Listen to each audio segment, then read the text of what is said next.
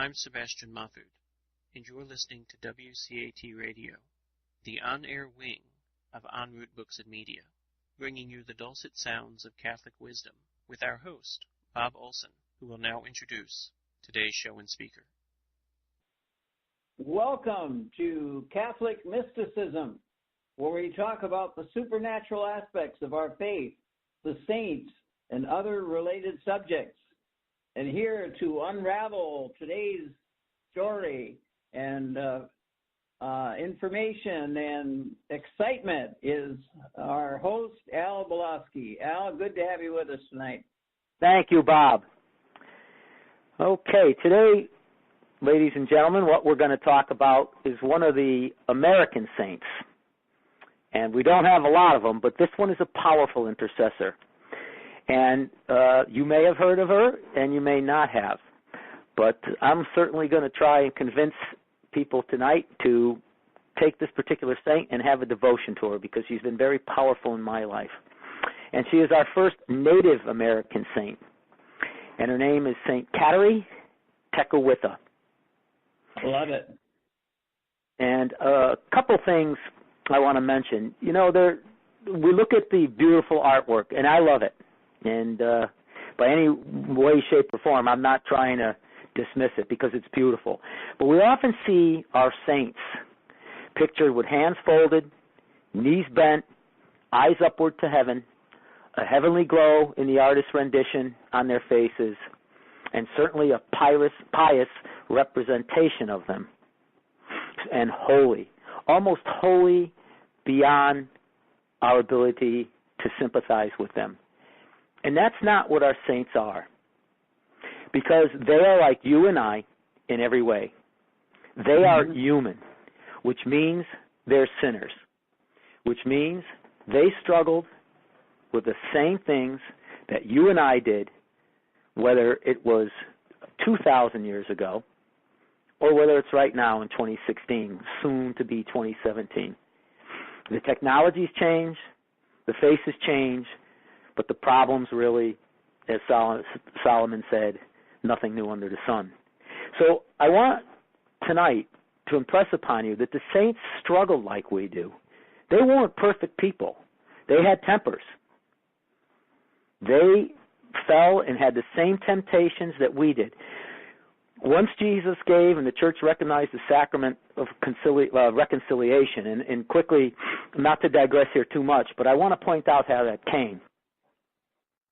You know, during the Christian persecutions in the early 200s and 300s,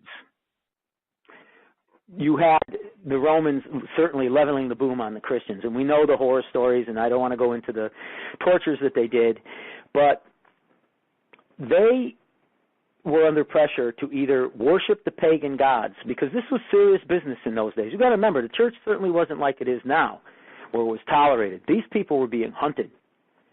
And when they were caught, they were arrested, and they were thrown into prisons and dungeons, and they're not like the prisons today. And in essence, what happened is when they were either told to profess to the pagan Roman gods rather than the Christian God, Christ, or pay the ultimate price, it's easy for us to look back now and say, well, I might have chosen Jesus. You know what? Maybe it wouldn't have been that bad to be in the Colosseum and fed to a couple lions or tigers, or have, you know, my body chopped up, or even flayed or boiled in oil, whatever. But some Christians didn't. And I don't want us to judge them, because it's one thing for us to look and see, you know, maybe if we saw our families and our neighbors, because that's where they lived, dragged off to prison, one by one. Maybe there were 10 in our neighborhood that were professed Christians, and soon there were 7, and then 5, and then you and I. And we saw the tortures that they underwent. Maybe we even saw it at the Colosseum. So they may have, in a moment of fear, if you remember my show on St. Joan, that's what makes her so human. One of the reasons I like her is that when she was faced with her greatest fear, she gave in. But then she came back in a big way and professed the Lord Jesus Christ, and nothing could have stopped that. So these early Christians, when they saw that, may have and did profess to Rome, okay, I'll worship your pagan god. So when the church, after Constantine made it the state religion, and the church came out of the lion's den, literally, into the state, the front of the state, and became the state religion, as the church had its councils and discussions, they welcomed these people that were Christians that then denied Christ but wanted to come back. So what do you do with them was a question the council had to ask. And this is where one of the, we know that from Scripture that when Jesus breathed on the apostles, and it's interesting in Scripture, he only breathed twice in Scripture, once to breathe life into Adam and then into the apostles to give them that beautiful sacrament to forgive men's sins or bind them. So the church had to make a decision, what are we going to do here? And that's where our beautiful sacrament really of penance started to develop. So it's just an interesting sidebar there. But I want to point, what I was getting at is that St. Kateri was like us in all things, as you'll see. And she had it tough, really tough, but she was human. And with that, I want to set us into a historical perspective. I want to bring us back into the early 15th and 16th centuries here. And I want you to picture being in the beautiful Mohawk Valley. And there's a shrine there now, one in Fonda, New York, which is right across the river from what we call the North American Martyr Shrine, where St. Isaac Jogues and his companion were martyred. And then where St. Kateri spent most of her life was Fonda, which is across the river, a few minutes away. And then she was born in Orisville, or as the village was called then, Usanon. Now, these beautiful Mohawk Valley with the beautiful Mohawk River is a gorgeous place. And we'll talk about the shrine a little bit later. But what we had was during these wars, the Iroquois had made peace. And since they had made peace, with the French and English, they were fighting for the fur trade. It was a very economically driven war. And the Indians would side on different sides. And when they made peace, it allowed the Jesuits to come and do missionary work. But in this time frame, the Mohawks were part of this federation because the Iroquois had set up an Iroquois federation, which was really unique. It almost is like a forerunner of our, we're not a democracy in a true sense. That's where some people have it a little bit mixed up. We're a republic. But they had a democracy with the 5 nations joining together, and they had many rules and regulations that were similar. And it's really interesting if you want to check that, the Iroquois Federation, and read a little bit about it. I think you'll find it fascinating. But the Mohawks, which were part of this federation, were quite a group of individual people. First of all, a little different than some Indian tribes, especially later in the 1800s when you had the Plains tribes. The women actually, it was very matriarchal. The women had power in these tribes, especially the Mohawks and in their clans. And St. Kateri came from what they had, the Turtle clan. And there was a Wolf clan. And the Mohawks were pretty tough people, pretty rough warriors. And, back in those days, the Europeans, and rightfully so, what we know is some of the history, what happened to the American Indian here is a true tragedy. True tragedy. And even what happens to them today it's really, you'd think we would, in the 21st century, know a little bit better and be a little bit more recognizing their problems that they have on these reservations. But that's a story for another time. But they would war upon each other long before the European came. And they weren't kind to each other. The Mohawk actually means man-eater. And they were cannibalistic. And when you were caught, and this happened to St. Isaac Jogues and his companions, and you can see this hill when I talk about the shrine, if I remember, it was called the Hill of Torture. And it's a long hill that leads up right now to the shrine. But in those days, it led up to the village of the Mohawks. And it is quite a long hill. And they would take captives from other tribes, and they would have them run the gauntlet. And what a gauntlet was men and women, both, and children, would line up on two sides. And in the middle would be an opening, which would run as long as whatever particular tribe wanted this gauntlet, the length of it to be. And they would take clubs, and they would take knives, they would take razor-sharp clams, they would take whips, they would take their fists, and whatever else they could think of. And you were stripped down and made to run. And in this particular case, in the village of Ossinon, you had to run uphill. And it's a good run. And the minute you started, you were beaten, kicked, punched. Hopefully, you did not fall on the ground. And if you did, you better get up. Because the beatings were relentless. They would not stop. And if they determined that you were weak and were a coward and were giving up, the intensity of that beating would be increased. And you had to run the gauntlet, and some maybe several times. You know, and I'm sure that some did not make it and were killed. I mean, if you've ever seen or go to a museum, they have one at the shrine, and see some of these war clubs and what they were made. My gosh, these things were lethal weapons. And if it cracked you on the back of the head, I mean, running this gauntlet, you probably weren't getting up. But this was some of the things they did. Now, when they had a captive, unfortunately for that captive, one of the things they liked to do as entertainment was to make it last for a week or more. And they would burn people, or they would sharpen sticks, put them in the fire, poke out eyes, prod them, ridicule them. The Mohawk women were notoriously well known for chewing off people's fingers. And that's actually what happened to Isaac Jogues. And that may be a story we talk about another day, because his story is incredible. And they would take, I don't know if you folks know where the razor clam is, but you can see them on the beach. They're a clamshell, but they're long and lengthy and not really wide. But they would hone those to razor sharp edges, and they would use those to saw off fingers. And you know, I don't want to get too graphic. I think I've been really graphic as it is, but I want you to be impressed upon this, because when we tell St. Kateri's story, I want you to know and bring you back in that part of history what it was like to be in these villages.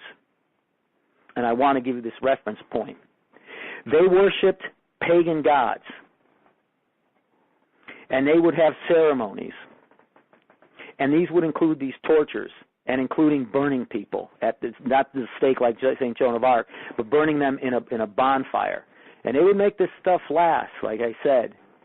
And they would chant to these pagan gods and offer up these so-called sacrifices. So it was a brutal time. These particular Indians lived in what they call longhouses, which were long, really ingenious for the time. They were pieces of bark, tree bark, with saplings that were bent over, almost forming like a U. And they would be impaled in the ground and anchored into the ground. And then the strips of bark would be layered over the tops of them and lashed down with the rope that they would make.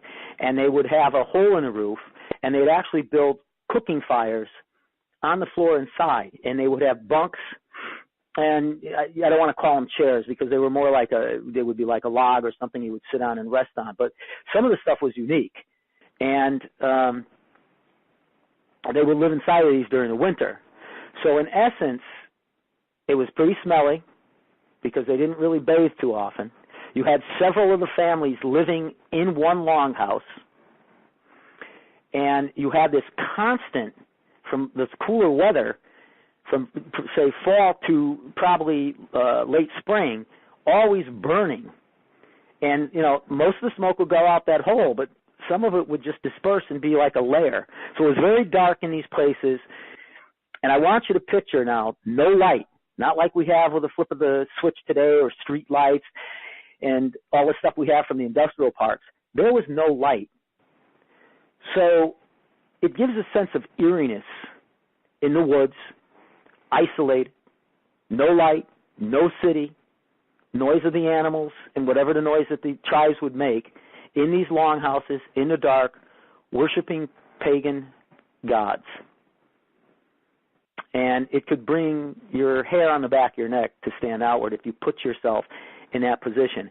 And that's what the Jesuits, mostly from France, did when they came here. They left everything to canoe enormous stretches of the St. Lawrence River and these riverways in the Hudson Valley to get to these places, not knowing the language and being totally isolated with possibly a brother or two or a couple of priests, but maybe not. Maybe they were just by themselves in these villages, trying to bring Christianity to these people. In most cases, I would say is a fair bet, did not want it. You had shamans, the medicine men of tribes. You had chiefs. And, you know, people are people. No one wants their power usurped when you're used to having it. And that was a threat from the black robes, as they were called. So these men were incredibly brave, incredibly loved the Lord to do this, because they had a battle with the elements, with a culture they were certainly not used to, as well as the Indians not being used to the European culture, and the loneliness, the darkness. You know, if they came from cities over in Europe and France, like Paris or something, and they were stuck in, say, Athenon here in New York, wow, what a culture shock that must have been. And the isolation, especially during winter. So incredible. And this is what St. Kateri came into the world with. Now, she was born, her parents, the original parents, were born as Algonquin, but they were captured. And what happened is when St. Kateri was 4 years old, a brutal epidemic of the smallpox broke out. And her mom and dad caught the smallpox, as well as a sibling of hers, and they died. St. Kateri was left really, really scarred, quite scarred. So most of her life she would wear and cover her head with a hood. Matter of fact, Tekakwitha, this was an Indian name they gave her, means pushes with hands, because she was so limited in her eyesight. Now remember, this isn't paved roads. We're talking ground, trees, everything uneven, in the best of light, in the best of summertime. And she would extend her hands out fully and shuffle along walking, trying to feel her way, hence the name Tekakwitha, pushing with hands. Now, because her family had died, and because the mother was a captive, as I mentioned, from one of the wars, that her sister had survived, and she adopted St. Kateri. And her husband was a Mohawk chief. So one good thing for Kateri is that she came into sort of a royal-type adoption and a royal-type family, which was good in one way because he was a loving guy, and he did take care of her, because the Indians could be very, very loving. You know, they really, in that time, again, nothing new under the sun, they had great moments of compassion, great moments of love and kindness and to reaching out. But they could also be, like us, cruel. But he loved her as his own, and he took her in, and that was the good part. Unfortunately, as our story begins to proceed, that was also a detriment, as it turned out later. But to get back to the story. So St. Kateri is born at 4 years old. She's born, and at 4 years old, she has the smallpox. She goes into an adoptive home, and she leads a life that is totally Mohawk, except for one big difference. What our Catholic Church teaches us. Now, we know back in the old days, there was no salvation outside the church. And we know now, while that is true, we look at it different. And that's how the church grows. Because the way we look at things now, especially interdenominational churches in say, the Eastern cultures, or people that have never heard of Christ, say, in the Amazon, because I want to bring this back to St. Kateri. God puts grace in people's hearts sometimes. And when people are seeking for God or doing what he would like them to do, even if they don't know Jesus Christ, but have a sense, a God-given gift of grace, where grace is, salvation is. And St. Kateri, from the get-go, now remember, the Jesuits weren't here yet when she was first growing up. And she was in Orisville, in this village where she was born. She would not participate in a lot of the Indian ceremonies, i.e. the tortures. From an early on age, she knew in her heart that it wasn't right, that it was wrong to do this. As she grew older, one of the things that was expected of Mohawk women, remember I mentioned that they were very matriarchal and they had power. The women actually, they made decisions, they were there, and they were strong. But the big thing for Mohawk women was to be married and have children, especially sons. And as we'll see, that became a big, big cross for St. Kateri. So St. Kateri lived among the Mohawks. She was extreme, despite the poor eyesight. One of the things, if you've ever get down to the Shrine and Museum, you'll see some of the beadwork that is done, and it is incredible. And she became one of the most popular Indians for a while because her beadwork was exquisite. Even with the poor eyesight, she was able to do this beadwork in an intricate manner, which was really beautiful, and they sought to have her work. So this was a good thing because she was able to do some work in the fields, which was demanded of both young boys, girls, and men and women. The men primarily hunters and fishers and fishermen and warriors, and the women field workers. But they would all have to work when the need be to get in provisions for the long, cold winter. So that was a plus for her.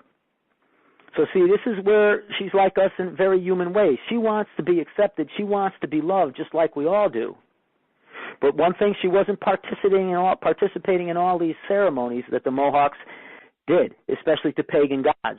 She would stay inside the longhouse. But she could hear those cries of those prisoners being tortured.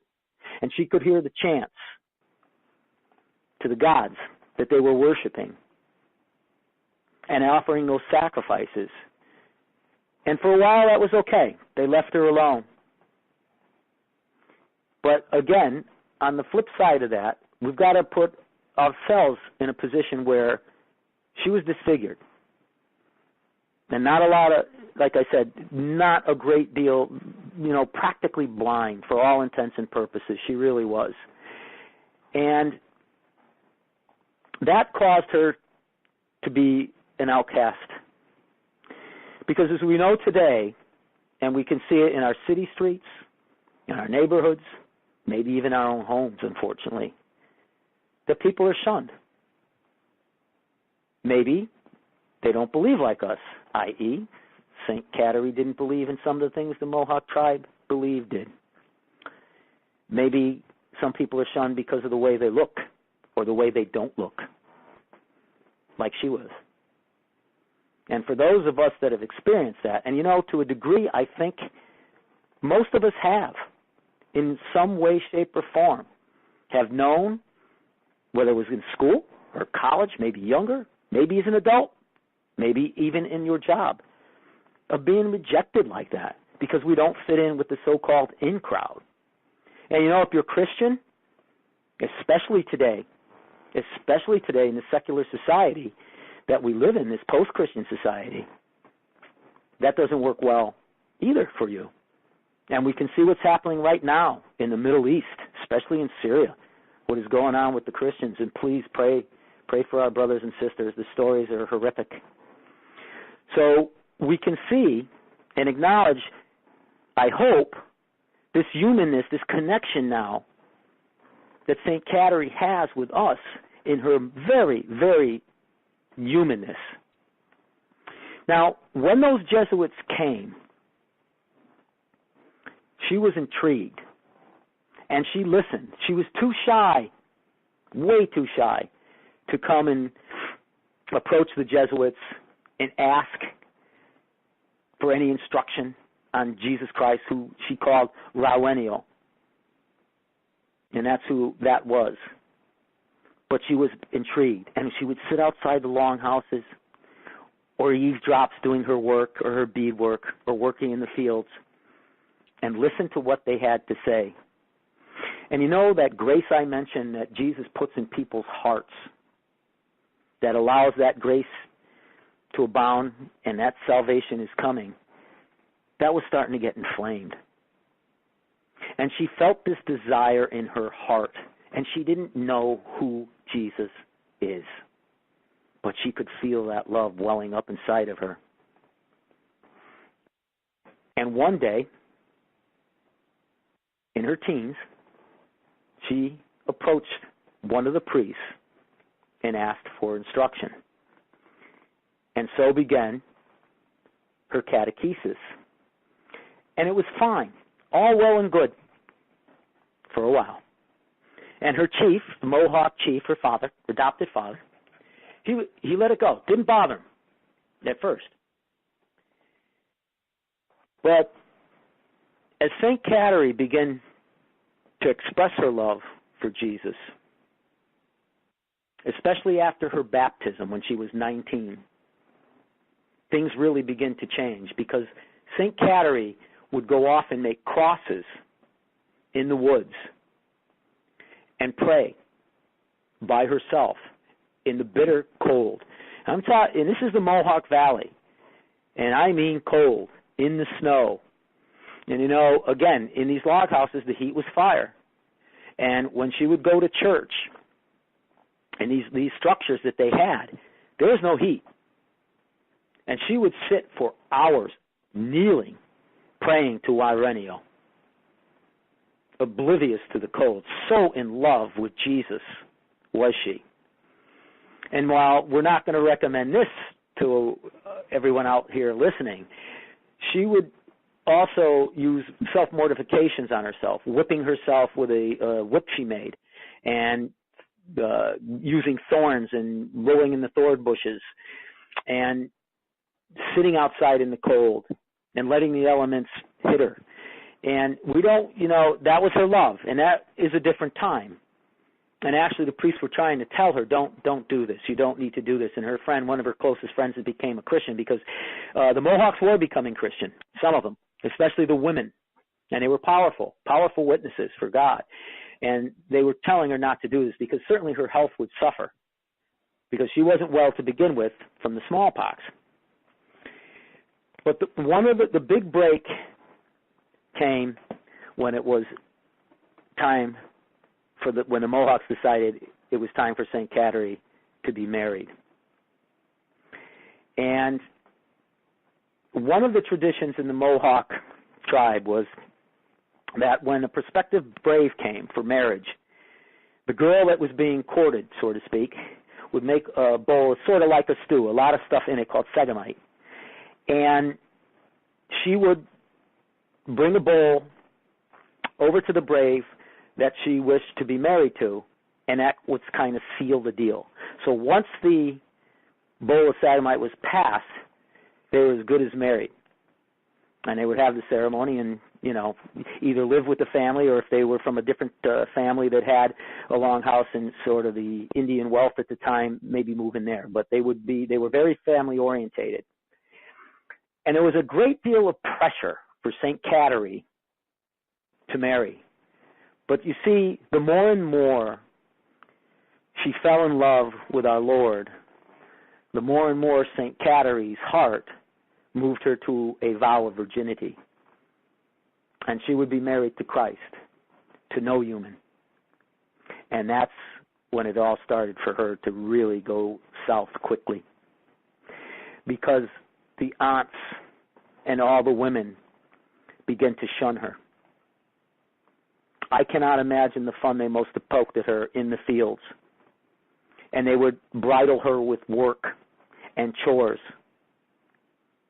and try to force her by hand to accept marriage, and the name-calling. Imagine just a small group of isolated people in a little village on top of a hill, and this is what you have for family, this is what you have for community, day after day, season after season, and for the most part, you got along and were loved. But then, you were completely ostracized. Your back was now all that some people's back was all you saw of them. They would not speak to you. Worse, they would make fun and ridicule you. And then, as we'll see in a few moments, the gossip. And this is what she had to endure, but she would not break from that vow. She endured all that, and she endured it with love. She was kinder and softer. Did it break her heart? And was she moved to tears and crying? You better believe it, as any of us would be, because she was human and had to put up with this for the simple fact that she loved a God that some in the tribe had accepted, but most not. It was bad enough she did not partake in the tortures and some of the rituals to the pagan gods. Okay, we could allow that. But you need to be married, young girl, and you need to get on with raising a family and make this tribe strong. So she held firm, and their plans to ridicule her to marriage did not work. So the aunts got together, and they decided, okay, let's try this. Let's get together in the longhouse. Let's cook up a batch of Sagamite.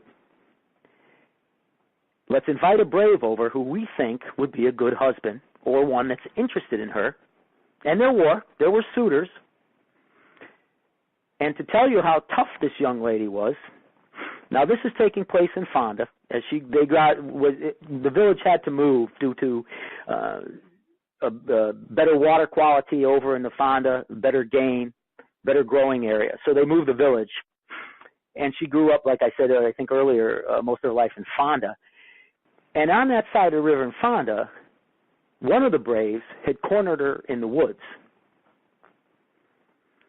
And he attempted to rape her. Well, St. Kateri turned into a wildcat.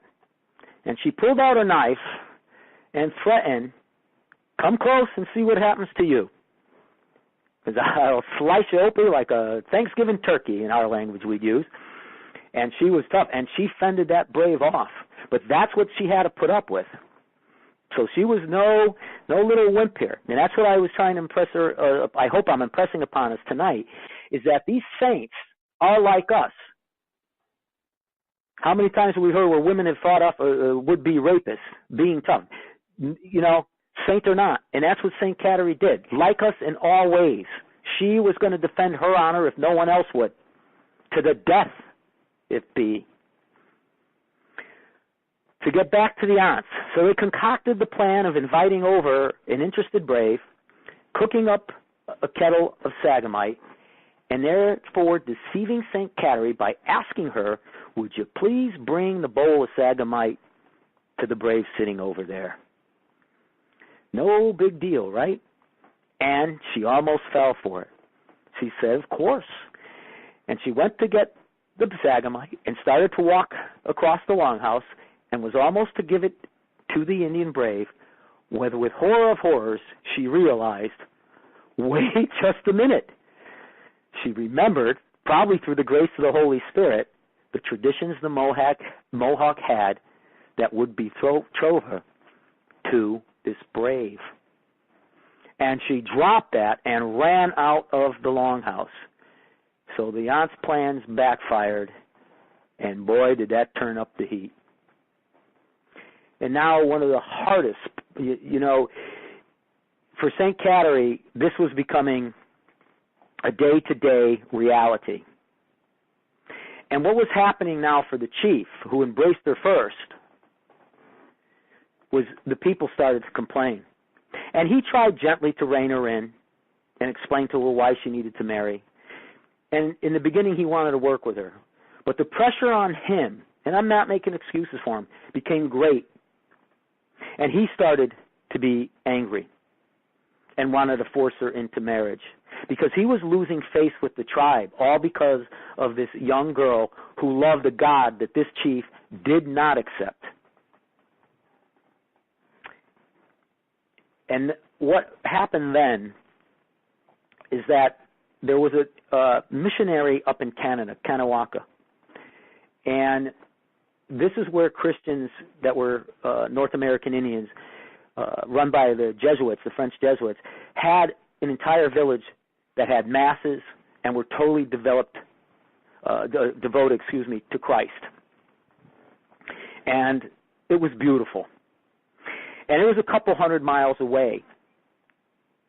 And St. Kateri was approached by one of her cousins, I believe, and I could be mistaken there, but someone approached her, and I believe it was a cousin, about coming and escaping to Kanawaka.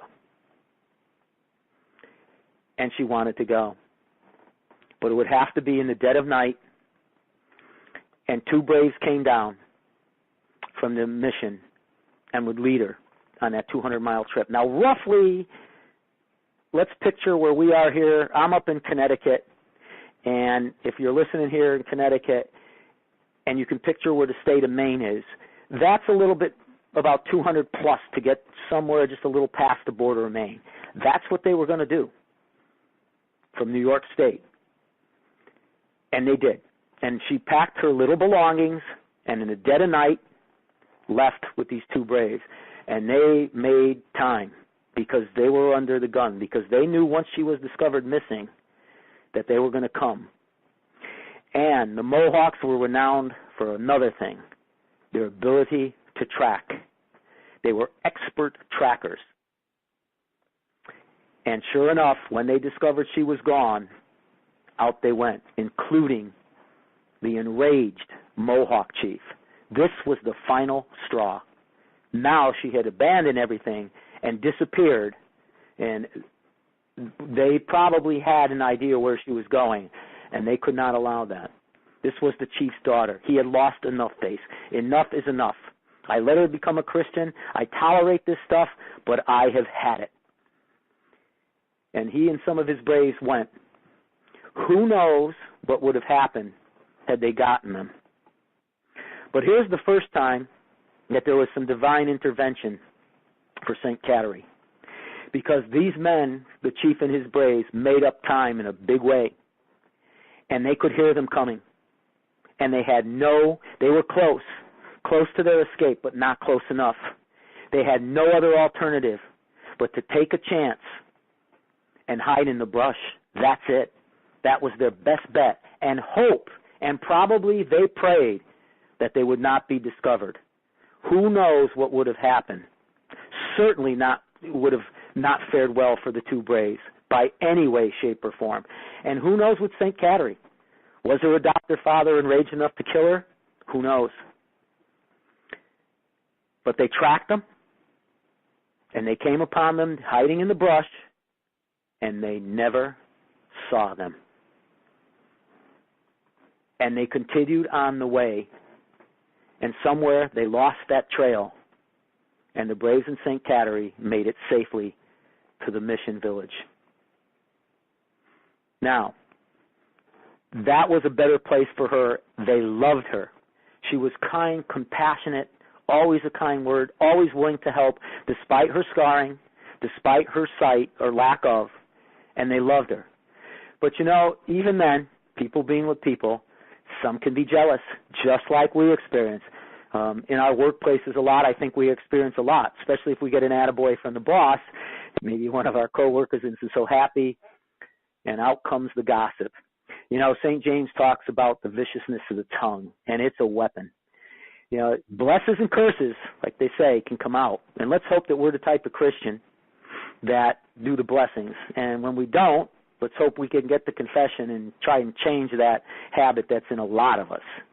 and me included. And because of some jealousy, one of the women decided to start a rumor that St. Kateri was having an affair with her husband. And this broke her heart. It was totally untrue. But one of the priests that she loved, who was shocked when he heard these stories, he didn't really believe it, but he, to keep peace in that mission, he had to discover what was going on. And she broke down in front of him crying. But he knew, and of course, after listening to her, that was totally untrue. And the beautiful part about this is that the accuser, when she was brought in, had admitted it, that her husband was nothing, that they were seen talking, just a friend, and they helped each other out. And she was jealous. And she broke down and cried. And St. Kateri crying. And they forgave each other and became friends again. And that's, again, the saints didn't have it easy. It's a story I think all of us can relate to. Now, St. Kateri still continued some of her mortifications, still was out there in the elements, and it began to take a toll on her. And she got sick. And she was 24 years old, and it was Holy Week. And she began to get sicker and sicker and sicker. And they knew the time was short. They loved her, and they came to visit her on Holy Week. And it was a Wednesday. And as the priests and her friends gathered around her, she began to slip away. And they loved this girl, and there were many tears. And I think in their hearts they knew then that a saint was certainly passing from among their midst into the beloved Jesus whom she loved so much.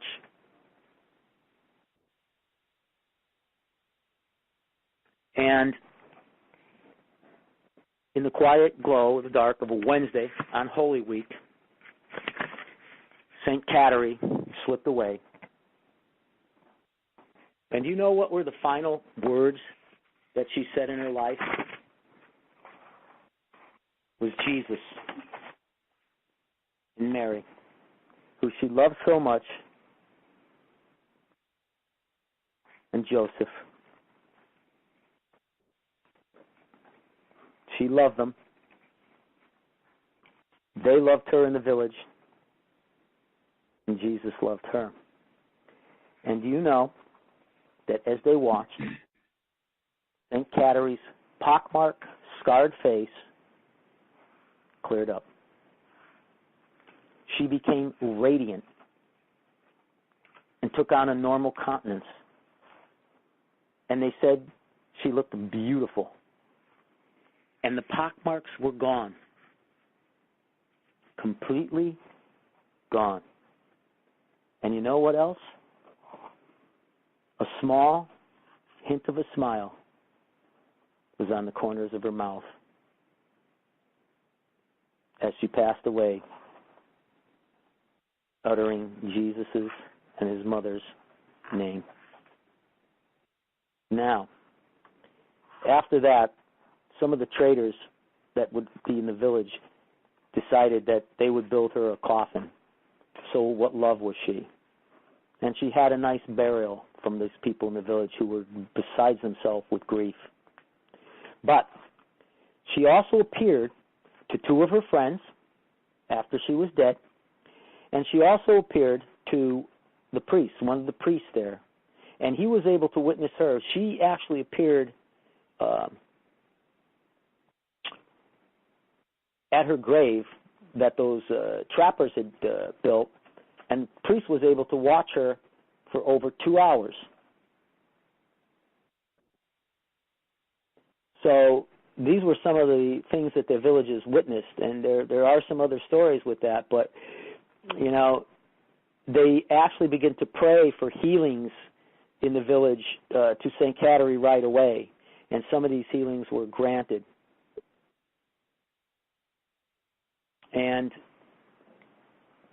powerful saint.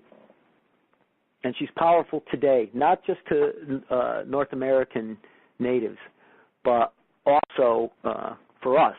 And I want to tell you an interesting story now for St. Kateri on how she got the miracle that got her sainthood.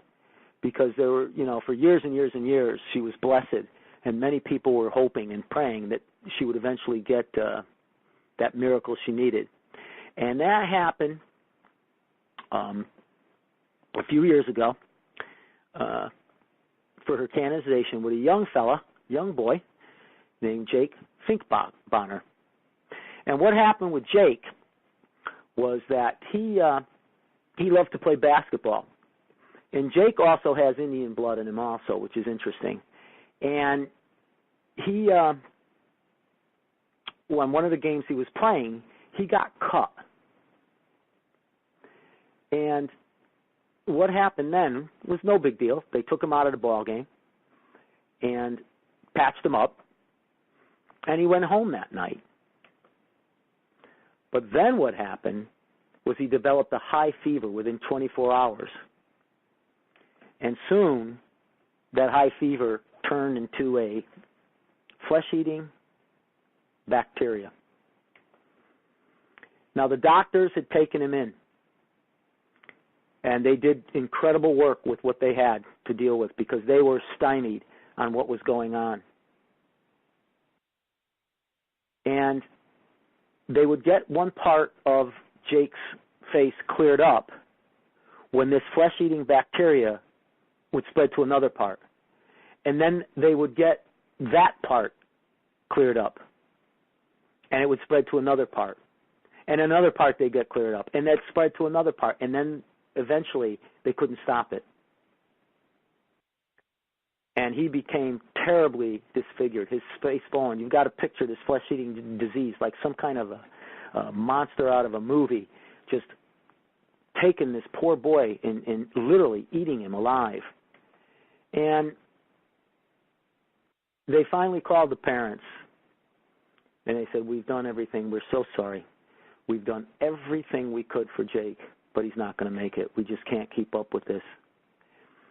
And they had a friend who was also an Indian that they contacted that had a relic of St. Kateri. And they said, "Would you please come up here and pray?" And she did. And she went to the hospital and saw Jake. And she went into the room. And she placed the relic of St. Kateri on him and asked for St. Kateri's Tekakwitha intercession for her to heal Jake. And that night, the doctors came in, and they were stunned and astonished because for the first time, it had slowed down and it stopped. And they were able to work on Jake. So he went from the death's door through St. Kateri's intercession to a healing. Now, Jake still had it rough. He's had many, many, many surgeries. And he's being put back together. He looks good. He's back to playing basketball. He's a young man today. I think he's 15 or 16. I'm not sure. But he is healed. And if you look at the pictures, they have some of the pictures down in the museum. It is incredible what this disease did to his face. And now you look at him now, it's just a great gift from God for that healing. Also using instruments as he does, the doctors. But it was that relic placed on Jake and that intercession of St. Kateri that was an approved miracle. I think it was in 2006 that they approved the miracle for her canonization. And she became a saint and caused a lot of joy for the Indian people and for myself and the people that have a devotion to St. Kateri, because she has been very powerful in my life. And I want to share, if I could, a story. One of the ones I had prayed for the right marriage partner to come along for a while to St. Kateri, and that happened with my beautiful wife, Cindy. And I tell you another story that happened when I've mentioned a couple times before on the programs, my dog Snowcap, my blue-eyed black and white husky. And one time I was walking Snowcap on one of our walks, and it was around the neighborhood, and I was praying a St. Kateri chaplet, and I want to mention that kind of quickly now. I would encourage you to try this chaplet. If you do get to Auriesville in the shrine, which I'm going to talk about in a few minutes, that'd be awesome. And they have these chaplets. They're really, really neat, and the colors symbolize some of the earth and things in the creation, and not New Age. I'll explain a little about that. But they're beautiful beads. And what you do is you say 8 Our Fathers, 8 Hail Marys, and 8 Glory Bees, and then an Our Father and a Hail Mary and a Glory Bee. It used to be for St. Kateri to become a saint, Blessed Kateri to become a saint, but now you can thank the Lord for her being a saint, and whatever your intentions is. So it's not a long chaplet. It's really beautiful. The beads are beautiful. There's a booklet that explains why the colors of the bees are the colors. It's really, really holy and really, really nice. And I think you'll see a lot of great things happen in your life with a devotion to her. Now, that being said, I was walking Snowcap, and I was praying that St. Kateri chaplet. And a car went by us, and it slowed down, and I didn't think much of it. And I continued walking and saying the chaplet. And the car comes back again.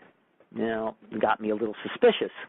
And the guy kind of stops, and he rolls the window down, and he says, "Hey, I talked to you for a minute, and I didn't go any closer, of course." I said, yeah, what's up? He said, "You haven't seen a brown and white dog around here, have you?" And he looked really, really stressed.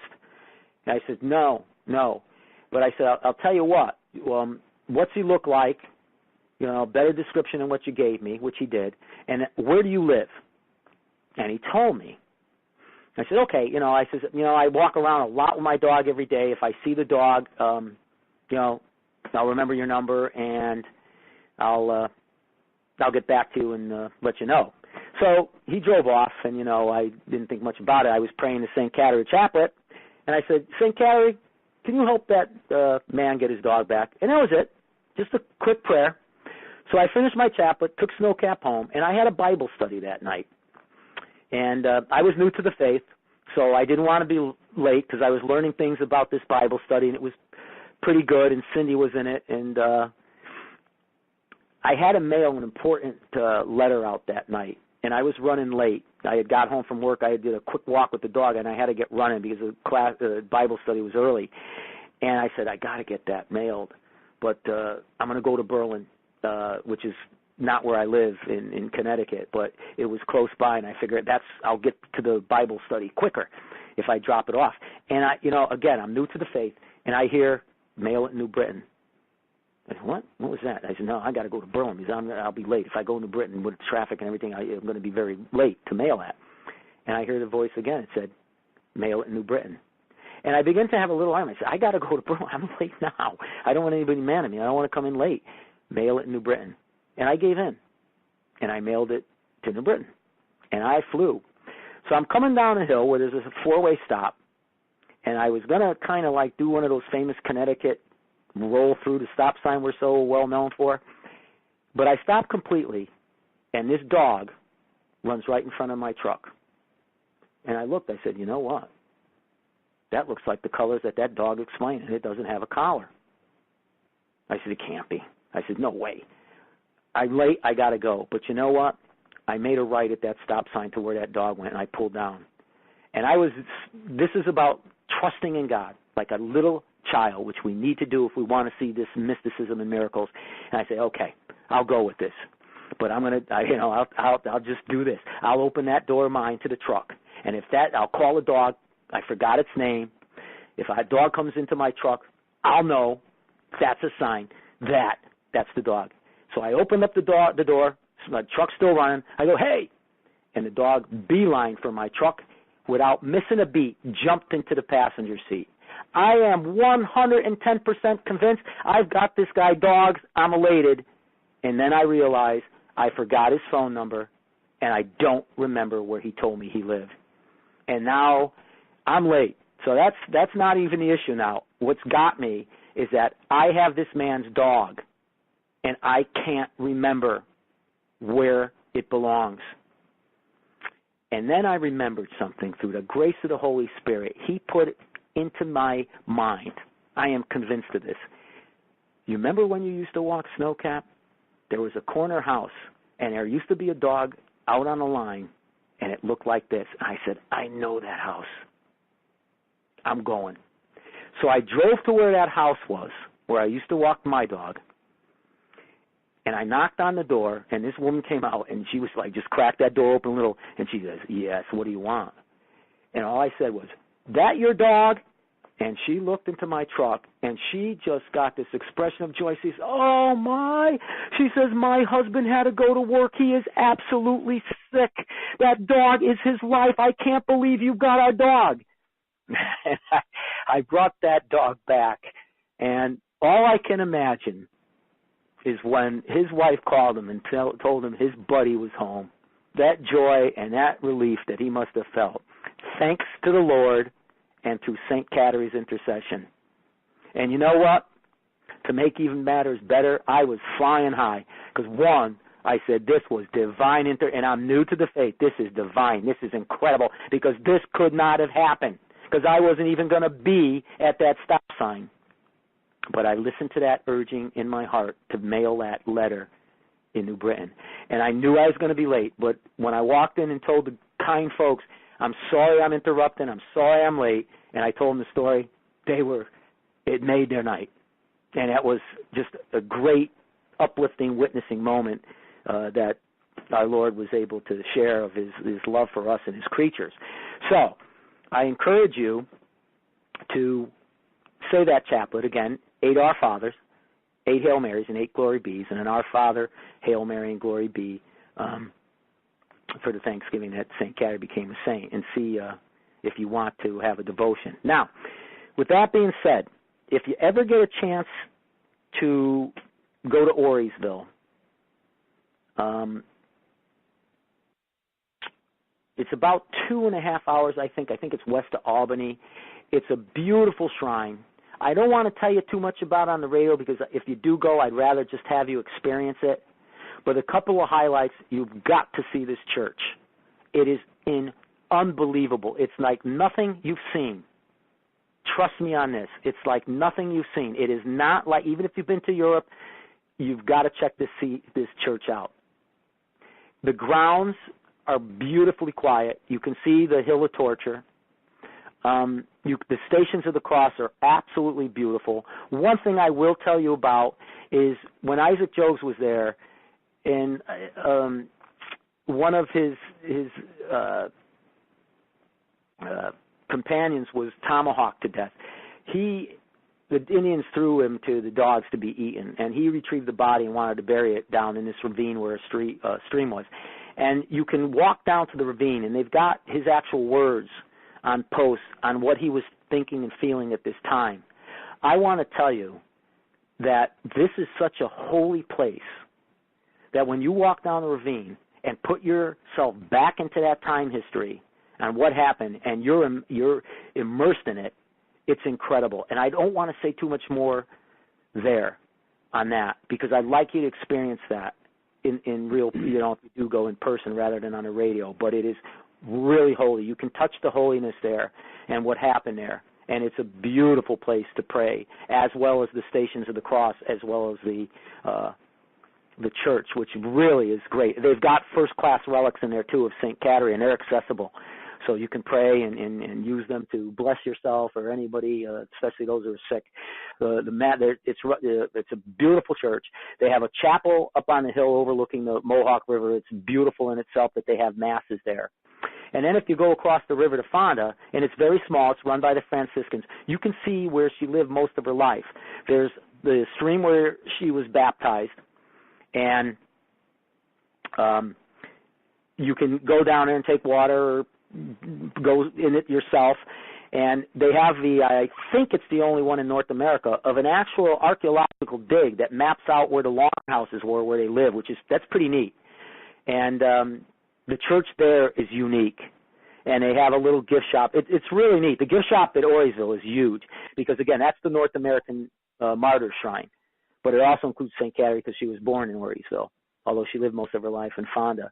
But I would encourage you to go to the North American Martyrs and St. Kateri's Shrine. It's really a neat town, Fonda and Voorheesville. It's quiet. It's a great place to make a retreat. You can contact them, and they run a lot of stuff there.